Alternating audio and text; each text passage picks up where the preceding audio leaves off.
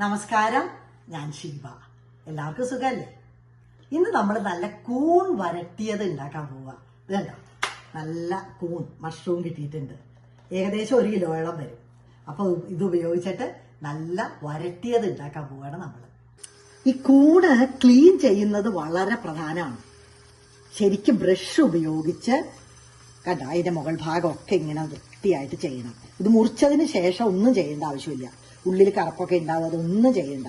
കണ്ടോ, ഈ വെളിഭാഗത്തുള്ള ഓരോന്നും നമ്മളിങ്ങനെ ബ്രഷ് ഉപയോഗിച്ച് ക്ലീൻ ചെയ്യണം. അപ്പൊ അതിനായിട്ട് ഇങ്ങനെ ഒരു ബ്രഷ് മാറ്റി വെക്കുന്നത് നല്ലതാണ്. വെജിറ്റബിൾസും ഫ്രൂട്ട്സും ഒക്കെ നമ്മൾ ക്ലീൻ ചെയ്യാൻ ഉപയോഗിക്കാൻ എന്തായാലും നമുക്കൊരു ബ്രഷ് വേണ്ടി വരും. അപ്പൊ ആ ബ്രഷ് ഉപയോഗിച്ചിട്ട് ഓരോ കൂണും ഇങ്ങനെ ക്ലീൻ ചെയ്ത് എടുക്കണം. മഷ്റൂം ക്ലീൻ ചെയ്തിട്ടുണ്ട്. ഇനി ഇതിനെ ഓരോന്നിനെയും 4 ആയിട്ട് മുറിക്കണം. ഈ വാല് സെപ്പറേറ്റ് മുറിച്ച് മാറ്റേണ്ട ആവശ്യമൊന്നുമില്ല കേട്ടോ. അങ്ങനെ ഒരുപാട് വലുത് മാത്രം 5ഓ 6ഓ ആയിട്ട് മുറിക്കാം. അപ്പൊ നമുക്ക് കൂൺ റെഡിയാക്കാം. അതിനായിട്ട് കൂൺ മുറിച്ചിട്ടുണ്ട്. അപ്പൊ വാലൊക്കെ ആയി തന്നെ ഉണ്ട്. കണ്ടോ, നമ്മളെ ഇഷ്ടാനുസരണം. അപ്പൊ ഒരുപാട് വലിപ്പം വേണ്ട, എന്നാൽ ഒരുപാട് ചെറുതാക്കുകയും വേണ്ട. അപ്പൊ അങ്ങനെ ഇഷ്ടാനുസരണം മുറിക്കാം. 1നെ 4 ആയിട്ടോ 6 ആയിട്ടോ ഒക്കെ മുറിക്കാം. പിന്നെ 2 സവാള, കണ്ടോ, ഒരു മീഡിയം സൈസുള്ള സവാള ചെറുതായി അരിഞ്ഞിട്ടുണ്ട്. ഒരു 2 ടേബിൾ സ്പൂൺ വെളുത്തുള്ളി. ഒരു വലിയ വെളുത്തുള്ളി ആണെങ്കിൽ ഒരു 7 അല്ലിയൊക്കെ വരും. 1 ടേബിൾ സ്പൂൺ ഇഞ്ചി ഗ്രേറ്റ് ചെയ്തത്, കുറച്ച് കരിവേപ്പില. അപ്പം നമ്മൾ ആദ്യമേ തന്നെ ഒരു ഇതുണ്ടാക്കാനുള്ള ഒരു പാൻ അടുപ്പത്ത് വെച്ചിട്ടുണ്ട്. അത് ചൂടായിട്ടുണ്ട്. വെളിച്ചെണ്ണ ഒഴിച്ച് കൊടുക്കാം.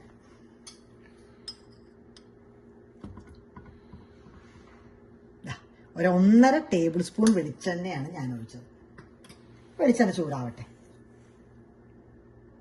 വെളിച്ചെണ്ണ ചൂടായി. 1 ടീസ്പൂൺ കടുക്. കടുക് പൊട്ടി കഴിയുമ്പോഴേക്ക് ഒരു 4 വറ്റൽ മുളക് ചെറുതാക്കി മുറിച്ചത്,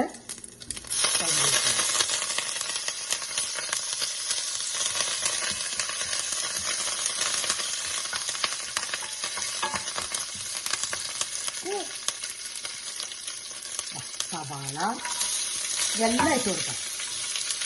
സവാള, വെളുത്തുള്ളി, ഇഞ്ചി എല്ലാം കൂടെ ഒന്നിച്ചിട്ടാണ്.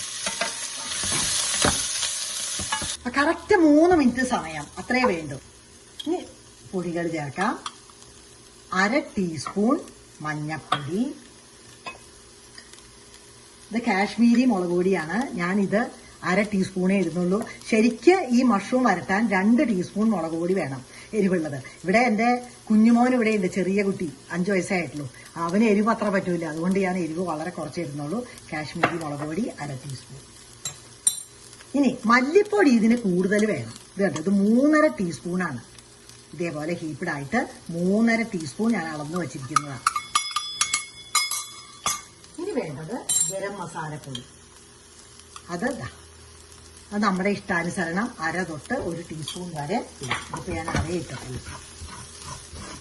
ഇനി എല്ലാം കൂടെ നന്നായിട്ട് തീയൊക്കെ നന്നായി ചുരുക്കിയിടണം. ഇനി നമ്മൾ മഷ്റൂം ഇടാൻ പോവാണ്.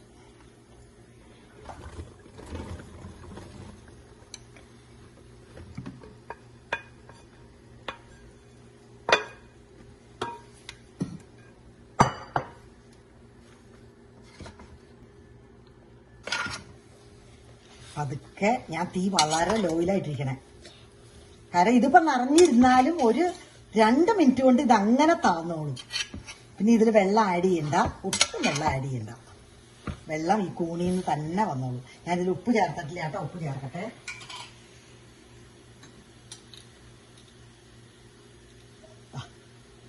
ഒരു ടീസ്പൂൺ ഉപ്പ് വേണമെങ്കിൽ നമുക്ക് പിന്നെ ചേർക്കാം. ഞാൻ പതുക്കെ ഇളക്കുകയാണ്.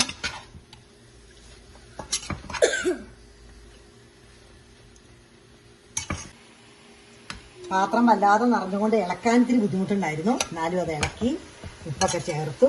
ഇനി ഇത് അടച്ചു വയ്ക്കാം.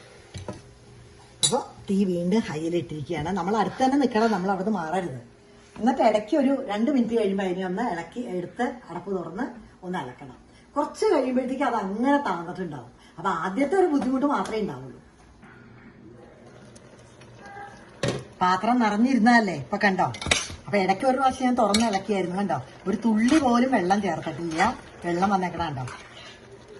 ഇതിപ്പോ കറിയായിട്ട് ഉപയോഗിക്കണമെങ്കിൽ ഈ സമയത്ത് നിർത്തിയാൽ മതി.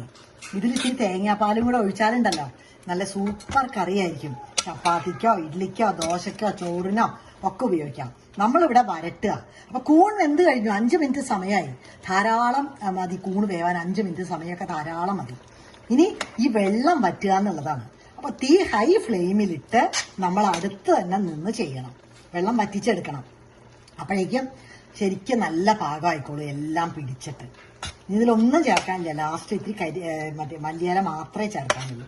ഇടയിൽ വേണമെങ്കിൽ ഇത്തിരി കരിവേപ്പിലയും കൂടെ ചേർക്കാം. അത്രയേ ഉള്ളൂ. കണ്ടോ ഇത്ര വെള്ളമായിന്ന് കണ്ടോ. ഇത് ഇങ്ങനെ തന്നെ ദോശയ്ക്കൊക്കെ നന്നായിരിക്കും കേട്ടോ. തേങ്ങാപ്പാൽ ഇല്ലെങ്കിൽ പോലും നല്ല സൂപ്പർ ടേസ്റ്റ് ആയിരിക്കും. ഇനിയിപ്പോൾ ഇതൊന്ന് വറ്റട്ടെ. എത്ര സമയം എത്ര മിനിറ്റ് എടുത്തു എന്ന് പറയാട്ടോ. കണ്ടോ നമ്മുടെ മഷ്റൂം അങ്ങനെ വെള്ളമൊക്കെ വറ്റി ശരിക്ക് വരണ്ട് വന്നു. കണ്ടോ ഇത് വേവാൻ 5 മിനിറ്റിനുള്ളിൽ സമയം മതി. പക്ഷേ വെള്ളം വറ്റാൻ ഒരു 20 മിനിറ്റോളം സമയം എടുത്തു. അത് തീ ഹൈ ഫ്ലെയിമിൽ ഇട്ട് തന്നെ ചെയ്യണം. അത് നമ്മൾ ദൂരേക്കൊന്നും പോകരുത്. പോയി കഴിഞ്ഞാൽ പെട്ടെന്ന് വെള്ളം വറ്റി അടി പിടിച്ചാലോ. അപ്പൊ അതുകൊണ്ട് വളരെ ശ്രദ്ധിക്കാനുണ്ട്. ഇനി അടുപ്പിൽ ഇങ്ങനെ ഇപ്പൊ സ്റ്റൗവിൽ വെച്ച് കഴിഞ്ഞാൽ കുറച്ചു നേരം വെച്ചാലും കാര്യമൊന്നുമില്ല. പണ്ടൊക്കെ ആണെങ്കിൽ ഇതിങ്ങനെ അടുപ്പ് തീ കെടുത്തിയിട്ട് അതിലിങ്ങനെ വെക്കും. അപ്പൊ അതൊന്നും കൂടെ വരണ്ട് വന്നു കഴിഞ്ഞാൽ നല്ല രുചിയാ. ശരിക്കും പറഞ്ഞാൽ നല്ല മട്ടൻ വരട്ടിയ പോലെ ഉണ്ടാവും. കണ്ടാലും അങ്ങനെ തന്നെ ഇരിക്കും. ടേസ്റ്റ് ഏറെക്കുറെ അതുപോലെ വരും. ഇനി നമുക്ക് കുറച്ച് മല്ലിയില തൂകാം. അപ്പൊ ഉപ്പൊക്കെ ഒന്ന് നോക്കണം കേട്ടോ. ഉപ്പ് പോരാന്നുണ്ടെങ്കിൽ ഉപ്പ് ഇടയ്ക്ക് ചേർക്കണം.